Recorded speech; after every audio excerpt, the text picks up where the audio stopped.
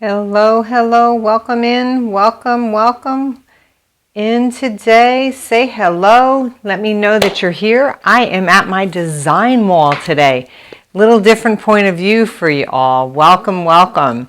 Happy Wednesday to you too. I'm so happy that you can join me. I'm going to talk a little bit about laying your quilt out on the design wall and kind of some things that I do when I lay it out too. You can see I have two quilts up here, and we're going to talk a little bit about that today.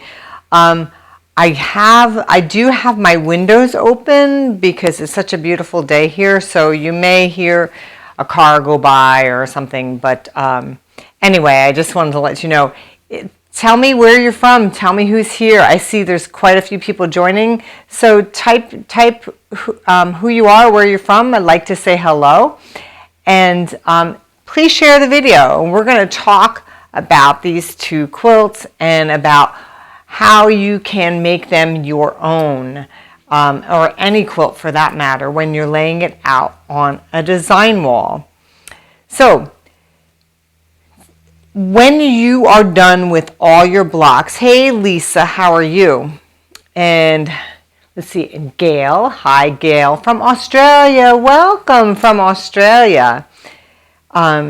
When you have all your blocks done for your quilt and you are ready to lay them out, I am lucky enough to have a design wall. My husband and I built it here, and I can talk a little bit about that later about the whole design wall process and what we did. And I actually have a YouTube video that I did that shows you how we built ours here.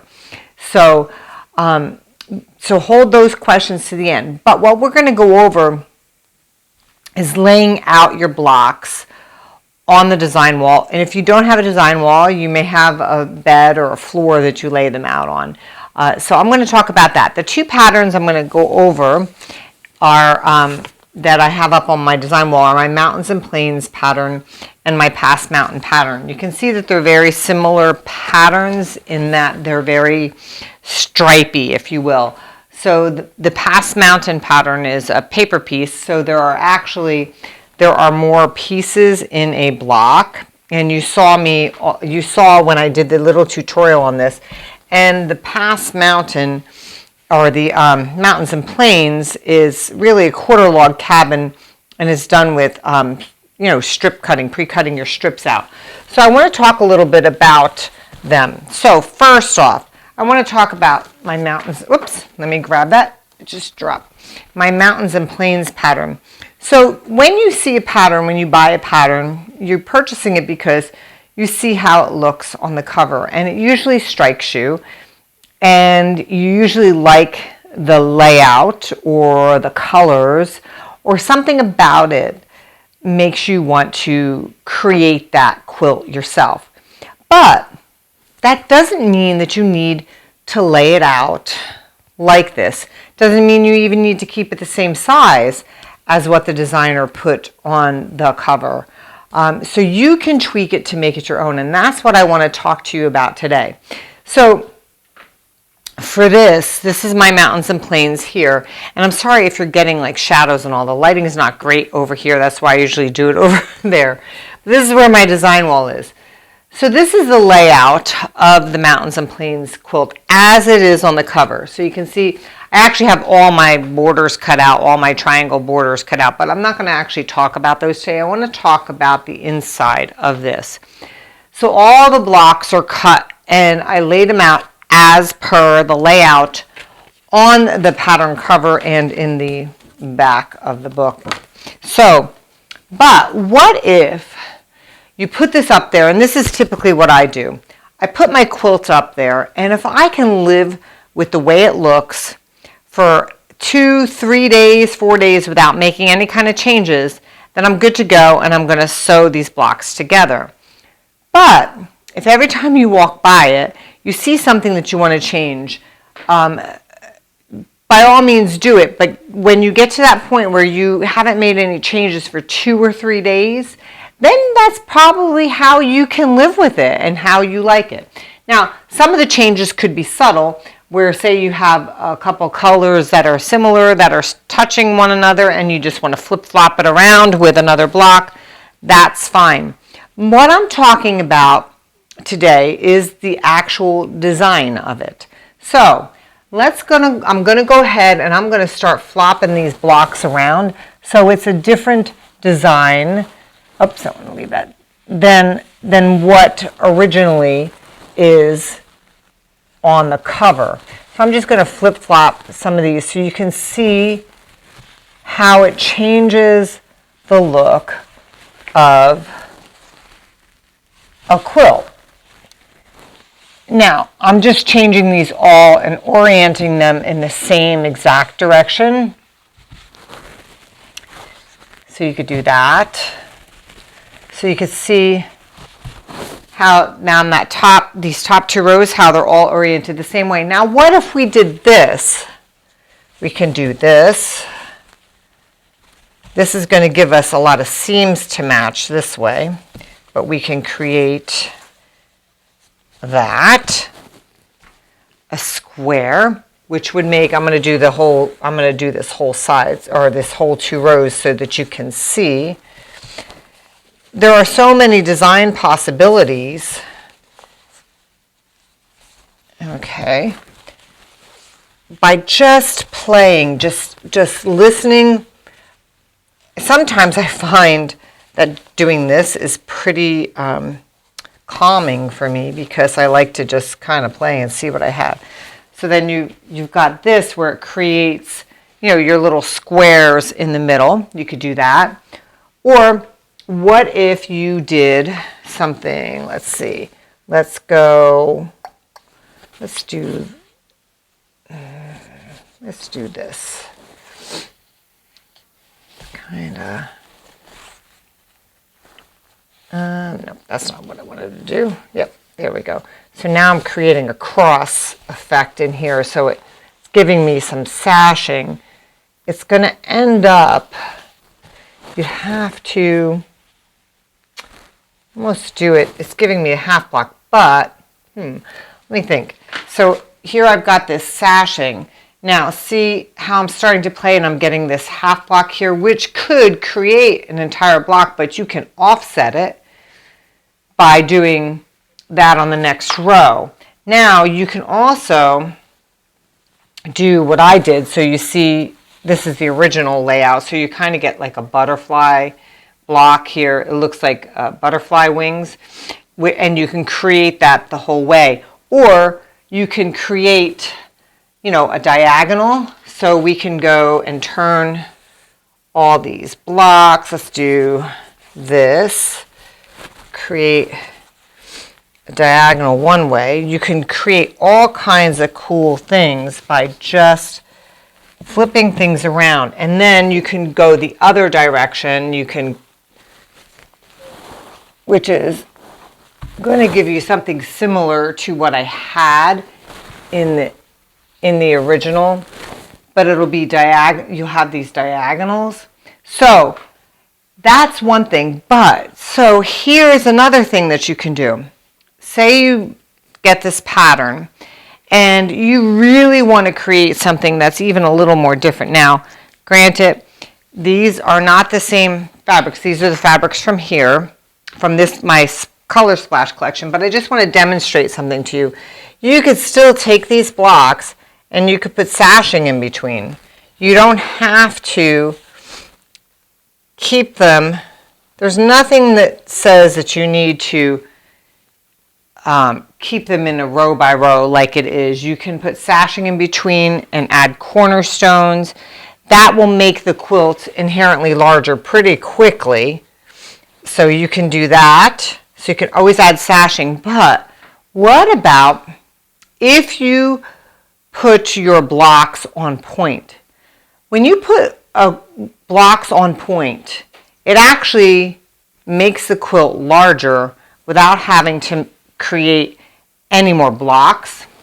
So let's see if I can get that up here. So let's start turning these blocks this way. And we're just going to put them on point like so. which also means, though, that you would have to create setting triangles. So not very hard to do, but you see how this row is already becoming larger, and I still have 2 blocks left here to turn, and I can't fit this last one in there. But see what it does? I'm going to turn that one there. There. And it's kind of, I like it kind of on point. I do have quite a few designs that I've done where I've placed the blocks on point, because it does make your quilt larger without having to make more blocks. So you get the idea, but see how that changes the look of the quilt simply by creating the same amount of blocks but turning them on point. And then you can play with them in that in this too. You can flip them around, change them however you want. But remember, when you do this, then you have to create these setting triangles to square it off, because that's important. If you want a square quilt or a rectangular quilt, you have to have something to square it off. So you're going to be using more of the background fabric, or you could put some, you could still do, like if you wanted to make extra blocks, you could do this, a block like this, and then cut it in half on the diagonal and put it in there. But you have to do the measurements correctly. So there's so many options with layouts, even though from the pattern cover, there's one layout. Don't feel like you're restricted to that, because it's important, I think, for you to kind of feel your way around what you like. Of course, I like the layout on the pattern, but there's nothing to say that you can't change it up and make it a little more to your liking. And it gives it a whole new look. It's just so much fun to kind of play. And especially if you have like a sewing partner that you sew with a lot, you guys can play with the blocks together and see what you come up with. Would be really fun. Same thing for this. This one, you see how I created, this is the pattern Past Mountain, but I've created, kind of like a stair-step effect. But that's how I wanted this pattern to look when I created it on the cover. So if you look at the cover of this pattern, you'll see I created it with my my Electric Desert collection, and you can see the kind of peaks and valleys. I wanted to create a stair-step effect, but the same applies for this. If you start rotating the blocks around, you're going to get a different look, and you can create a block, like we did on the mountains and plains, which kind of looks cute on this one. So isn't that cute? You could do that in the center if you just wanted a center block. You can do that in the center, and if not, and then you could fill in the outside however you want. But isn't that cute? So if you do something like this, you do have a lot of seams to match up. So just be careful with that when you're playing with it that way. So those are some of the tips that I have and that I like to do when I'm laying out my quilt. Remember, I like to live with it for 2 or 3 days. And if I have made no changes, then I can go ahead and change it out or start sewing it together. So, do you have any questions? Oh, and I should tell you, while you're typing in your questions, so the next 2 weeks, I think it's the next 2 weeks, actually I will be back on 2 weeks from today. I'm actually gonna be away, but I will be back on Wednesday. I do not know what I will have for you because I'm going to be getting back very late Tuesday night. So I may or may not have a Watch Me Wednesday, so stay tuned. I'll let you know, because I can let you know while I'm away what will be happening. Hopefully a tutorial, but I don't know. If not, it'll happen the following week, which would be the day before Thanksgiving, I believe. So I will have something either for you 2 weeks from now or the day before Thanksgiving. Also, I would love suggestions as to what you would like to see from me upcoming the rest of this year and next year as well.